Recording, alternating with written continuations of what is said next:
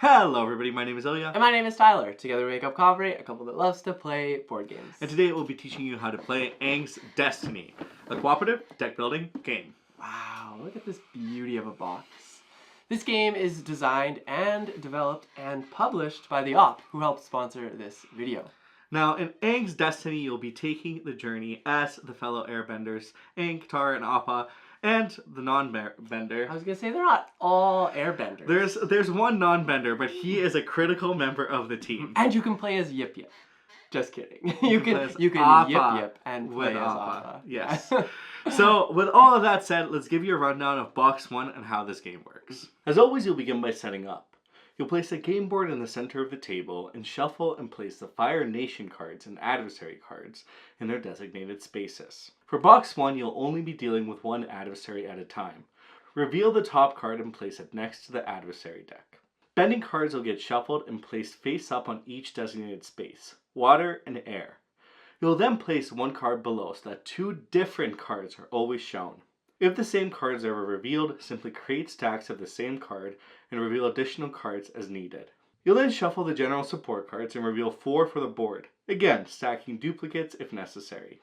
You'll continue setup by placing the Fire Nation tracking cards and the ship in its designated space in the top right of the board, along with the objective cards right below, which you'll take from the box without shuffling. You'll flip the top card face up. This should be Escape Fire Nation at South Pole. You're now ready for player setup. Each player will receive their own player board. You'll choose which hero you want to play and receive a turn reference card along with your starting deck of 10 cards, which can be denoted by your hero's name at the bottom. You'll then place a heart token at 10 and any bending tokens below, signifying which elements your hero is able to bend. As a reminder, Sokka is not a bender. Finally, you'll each draw 5 cards, and you're now ready to play.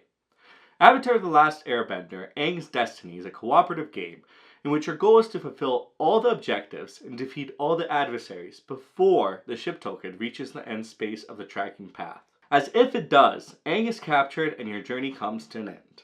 Now this game is played in turns. Let's go over what a turn looks like.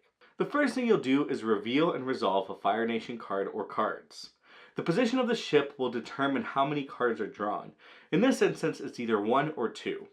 The Fire Nation cards have a variety of negative effects. For example, some may move the ship while others may deal damage to your hero. Next, you'll resolve the abilities of your adversaries. Some are ongoing while others are conditional. For example, the Fire Nation Soldier. The third step of your turn is to play support cards and take hero actions.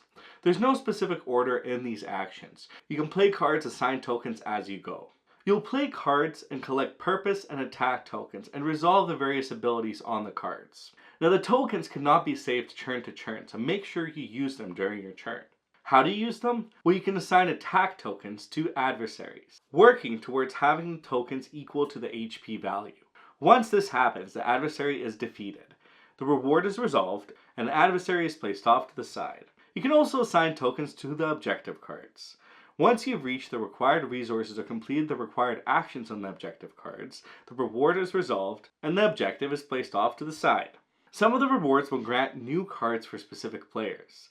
These can be found on top of the objective deck, and once claimed, they'll be placed in the corresponding player's discard pile. If the hero is not in play, you'll simply place the card in the storage space in the game box for the future. Now the other action you can take here is use your purpose tokens to obtain additional support cards, either bending or general. Now you can obtain any cards as long as you have the purpose tokens for them, including bending cards that are not of your bending type. You simply will not be able to use the bending ability and only take the top action when played. Now all cards you obtain will immediately go into your discard pile and will be used in the future once your discard pile gets shuffled and becomes your deck. Now the end of your turn will happen when you're done playing all your actions and assigning your tokens. Here, you'll first check if any adversaries have reached the end of the tracking path.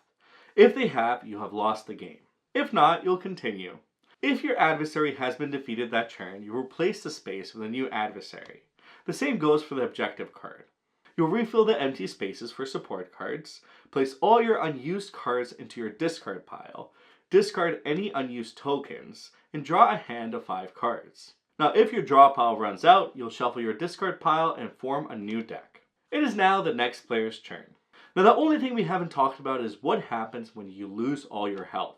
Well, you're stunned. You'll discard all your tokens that were saved on your player board, half the cards in your hand rounded down, advance the adversary ship 1 space, and now it's your turn.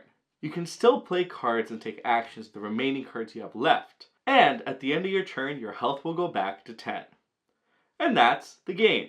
You'll keep taking turns working to defeat the adversaries and fulfill objectives while maintaining your health, until you've either done both and won, or lost due to the adversaries reaching the last space on the tracking path.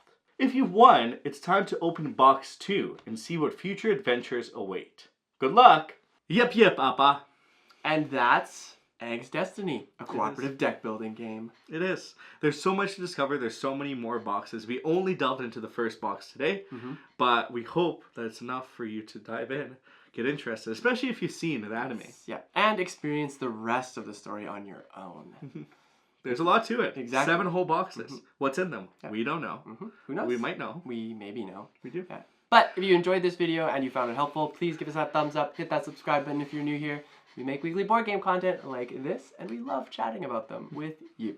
And if you have any questions about this game, we're happy to answer them in the comments down below. Now, for our question of the day, what is your cooperative go-to game? Oh. What game do you just love to play with your friends where you're not competing? Honestly, this one is up there. It is. Yeah. It Deck really builders is. are fantastic. Deck builders are... Well, thank you so much for watching, and we'll see you in the next one. Bye!